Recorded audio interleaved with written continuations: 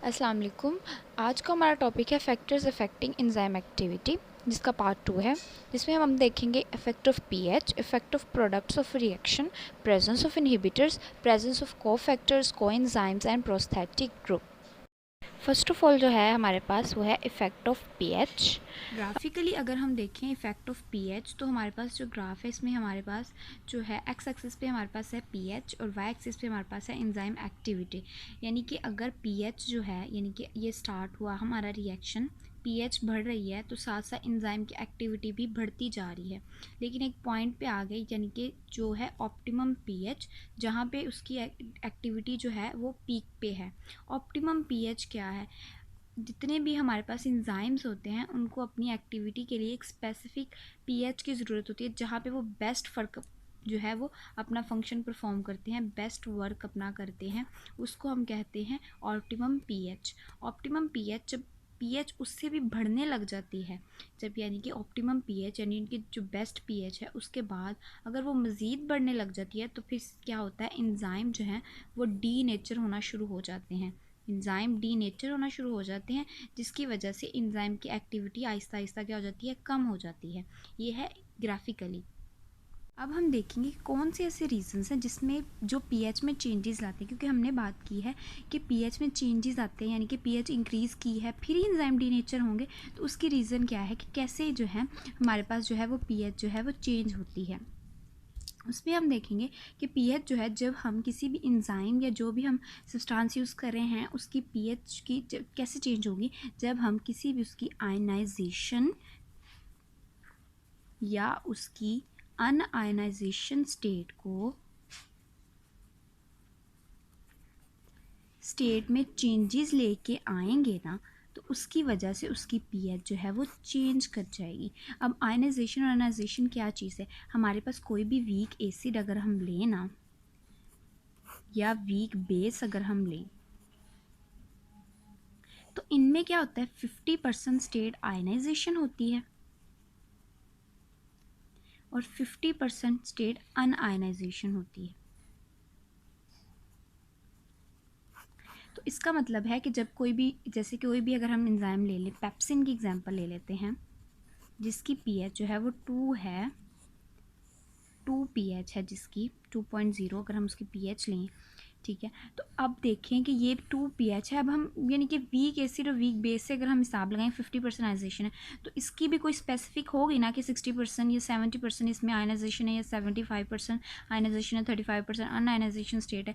तो जब हम उसमें चेंजेस करेंगे ना, तो उसकी वजह से किसी भी एंजाइम की क्या है, पीएच चेंज हो जाएगी। फिर पीएच चेंज होने की वजह से, यानी कि उसकी optimum pH, normal pH change होने की वजह से क्या होगा, एंजाइम जो है वो वाला वो डी नेचर होना शुरू हो जाएगा। इस तरह एंजाइम की एक्टिविटी पीएच ज़्यादा, ऑप्टिमम से भी ज़्यादा चेंज होने की वजह से एंजाइम के रेट ऑफ रिएक्शन डिक्रीज़ होने लग जाता है।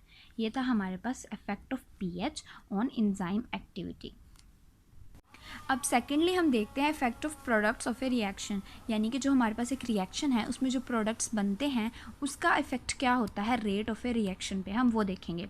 जिसमें हम सबसे पहले देखते हैं कि हमारे पास एक रिएक्शन है जिसमें रिएक्टेंट ए और बी है और प्रोडक्ट्स हमारे पास सी और डी है। ये हमारे पास एक रिएक्शन में प्रोडक्ट्स बने हैं। अब हमने इसका इफेक्ट देखना है। उन्होंने कहा है अगर हम प्रोडक्ट्स को रिमूव कर देना रिएक्शन में से, तो हमारा रिएक्शन क्या हो जाता है, कंप्लीट हो जाता है। इफ़ रिमूव्ड क्या, रिएक्टेंट्स, तो हमारा रिएक्शन क्या हो जाएगा, कंप्लीट हो जाएगा, 100% कंप्लीट हो जाएगा।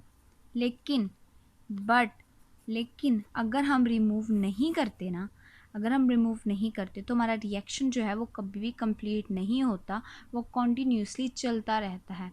अब उसकी 2 रीज़न्स हैं। उसकी रीज़न्स कितनी हैं, 2 रीज़न्स हैं, जिसमें हमारे पास एक तो ये है कि क्या, क्योंकि हमें पता है जितने भी मोस्टली एंजाइम के रिएक्शंस होते हैं वो ऑलमोस्ट सारे ही रिवर्सिबल रिएक्शन होते हैं, यानी कि जिसमें रिएक्टेंट्स रिएक्ट करके प्रोडक्ट्स बनाते हैं और प्रोडक्ट्स फिर रिएक्ट करके दोबारा से रिएक्टेंट्स फिर से प्रोडक्ट, यानी कि रिएक्टेंट्स ने प्रोडक्ट बनाए, प्रोडक्ट्स ने रिएक्टेंट्स बना दे, और ये साइकिल क्या है, चलता ही रहता है, जिसकी वजह से रिएक्शन स्टॉप नहीं करता। फिर हम अगर प्रोडक्ट्स को ही रिमूव कर दें तो हमारा रिएक्शन क्या है, वो स्टॉप हो जाएगा।